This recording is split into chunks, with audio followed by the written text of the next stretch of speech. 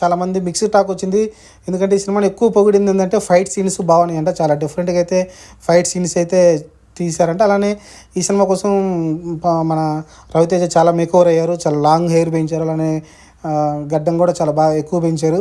ఈ కొత్త లుక్గా అయితే కనిపించారు. ఈ సినిమాలో కూడా చాలా షేడ్స్ అయితే ఉన్నాయంట. 3-4 రకాల షేడ్స్ అయితే ఈ సినిమాలో కనిపించినాయంట. నేను కూడా ఈ సినిమా చూడలేదు. ఈ రీసెంట్గా వచ్చిన ఏ సినిమా కూడా నేను చూడలేదు. లాల్ సలాం కానీ, ఈగలు కానీ ఈ సినిమాలు అయితే ఏం నేను చూడలేదు, నాకు కుదరలేదు. కానీ కలెక్షన్ రిపోర్ట్ల పరంగా చూస్తే లాల్ సలాం డిజాస్టర్ అయిపోయింది. ఇంకా ఈగలు కూడా పర్లేదు, 3 రోజులు బాగానే ఉందనుకుంటే లాస్ట్ 2 రోజుల నుంచి అయితే కోటి షేరే వచ్చింది.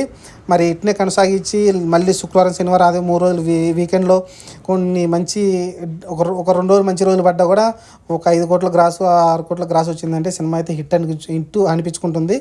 మరి చూడాలి. మరి ఇదే సినిమా మరి సంక్రాంతికి వచ్చుంటే ఇంకా బెటర్ పర్ఫార్మెన్స్ ఉండేదేమో ఖచ్చితంగా. ఎందుకంటే నార్మల్ టైంలోనే ఇలా కొట్టిందంటే, ఎందుకంటే ఇది ఆల్రెడీ అన్ సీజను.